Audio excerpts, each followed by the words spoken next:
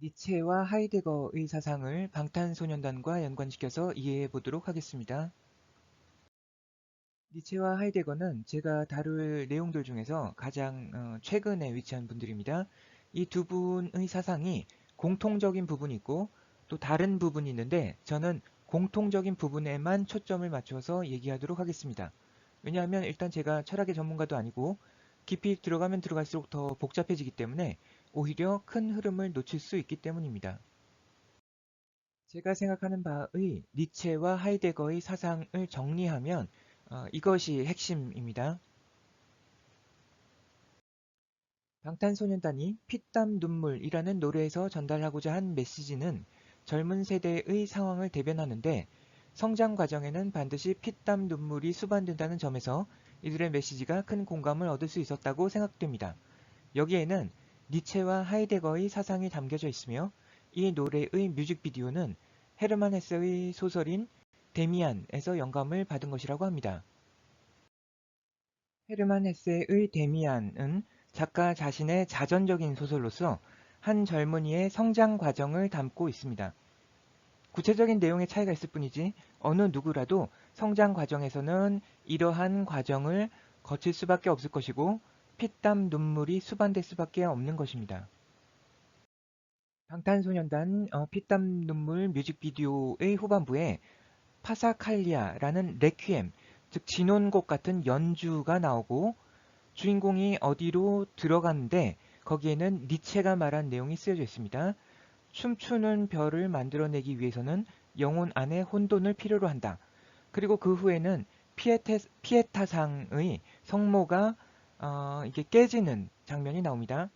이것을 니체나 하이데거의 사상과 연관시켜서 해석해보자면 플라톤과 그리스도교의 이원적인 이성중심주의로는 젊은이들의 성장 과정에서 겪는 피땀 눈물을 위로해주기 힘들기 때문에 그 틀을 깨고 새로운 철학과 사상을 도입할 필요가 있다는 것을 암시한다고도 해석할 수 있습니다. 니체가 신은 죽었다 라고 한 것이 바로 그것입니다. 방탄소년단이 도입한 사상은 곧 니체와 하이데거의 사상이라고 볼 수 있는데 그것은 방탄소년단의 유엔 연설에 잘 나와 있습니다. 이 얘기들은 실존의 문제에 대한 것입니다. 자신이 처한 상황에서 자신의 목소리를 내지 못하는 것, 그것은 바로 실존하지 못하는 것입니다. 자신의 세상에서 스스로 생각하고 판단하여 주인이 되는 것이 곧 실존이기 때문입니다. 하이데거에게 있어서 과거, 현재, 미래는 서로 분리된 것이 아닙니다. 현 존재인 인간은 현재에서 실존해야만 하는 과제에 직면하게 되고 현재의 상황을 해석하는 데 있어서는 과거의 경험에 의존할 수밖에 없을 것입니다. 그 해석에 의해서 현 존재는 현재에서 어떤 것을 선택해야만 하고 그 선택에 의해서 미래가 펼쳐질 것입니다. 우리는 이 전체를 하나로서 받아들여야 하는 것입니다. 하이데거의 해석학적 현상학은 플라톤의 이데아론과 같이 고정불변의 진리가 사람의 밖에 따로이 존재한다고 생각하지 않습니다. 어떤 상황에 대한 해석은 사람마다 제각기 다 다를 수 있는 것입니다. 우리는 그것을 존중하고 귀 기울일 필요가 있는 것입니다. 우리에게 필요한 것은 모든 것을 있는 그대로 받아들이는 디오니소스적인 긍정이고 그것은 춤과 노래라는 승화된 형태로 나타날 수 있습니다.